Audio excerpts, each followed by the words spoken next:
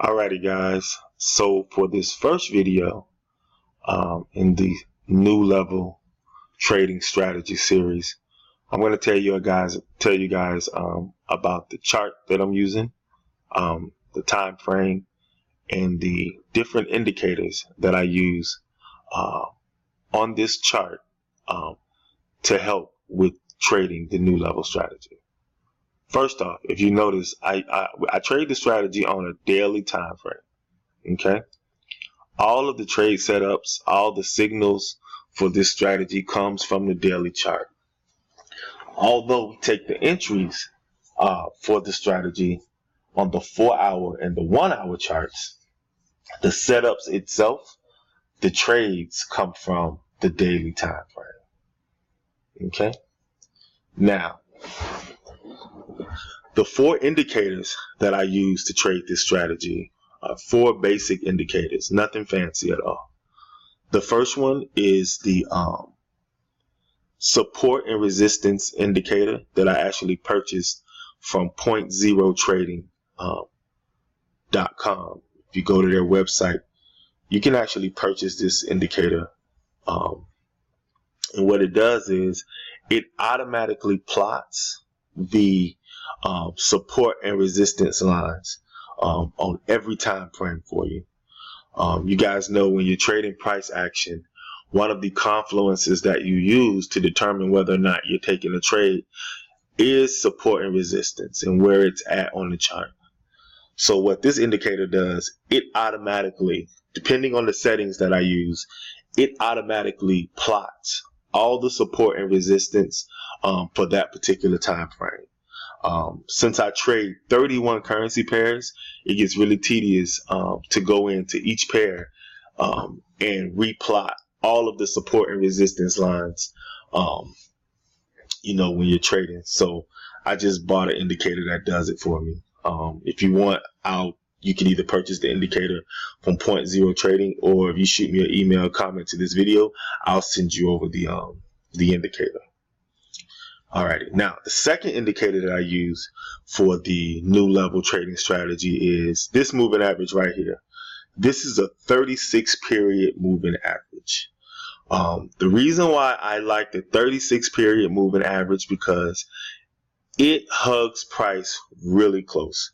It is a great trend following moving average. As you can see, it gets you into the trend quite early. And if you look at the way price reacts to the 36 period moving average, it's similar to, price reacting to any moving average. It goes to the moving average, pulls away from it. Goes into the moving average, pulls away from it. Into the moving average, pulls away. Into the moving average, pulls away. It traded above the moving average here, but again, the overall trend was down, so it came back to the moving average, pulled away, came back, pulled away, came back, and it looks like it's pulling away again as price came into the moving average. Alrighty, now my third indicator that I use on this chart are the Kandachi candlesticks. If you would look at these candlesticks, you will see they're a little bit different than traditional Japanese candlesticks. I use these Kandachi candlesticks because what they do, they show me the trend much clearer. They filter out the noise, and it's an average price candlestick. So I actually use it as a momentum candle. And once we get into the strategy, I'll show you what I mean by using the Kandachi candlestick as a momentum candle, and it helps me get into the trade at a better entry point. Okay, and again, when we get more into the strategy, I'll explain that to you. Now, last but not least, my final indicator that I use is my most favorite indicator of all times. I've been using this indicator ever since I started trading. I don't use it to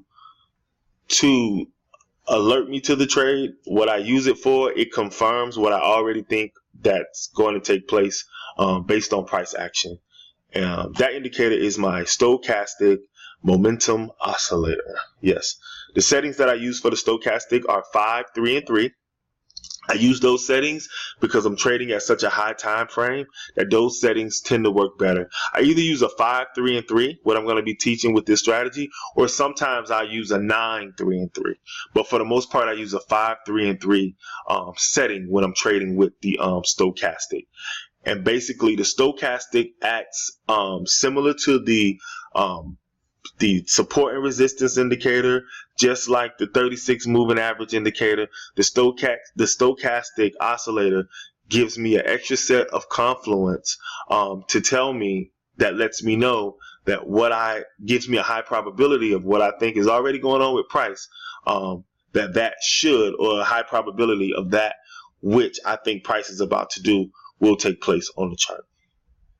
Okay, so again, I use all the indicators as confluence, but the number one indicator that I use, or the main thing that I use to take trades, is price.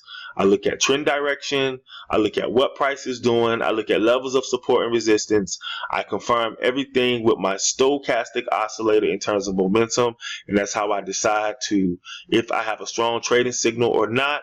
I break it down to the 4-hour or 1-hour time frame to go into the trade, make my entries. So as we get more into the strategy, I'll teach you guys how I trade it. We'll get into some live trades, but for the most part, that's the chart. These are the indicators that I use with the new level strategy. Again, if anybody wants me to send them the support and resistance indicator, leave your email in the comments, or you can shoot me an email, letting me know that you want me to email you that indicator. I'll go ahead and attach it to an email and send it to you. All right, guys. Let me know if you have any questions. Looking forward to your comments. And let's keep this going. Thank you.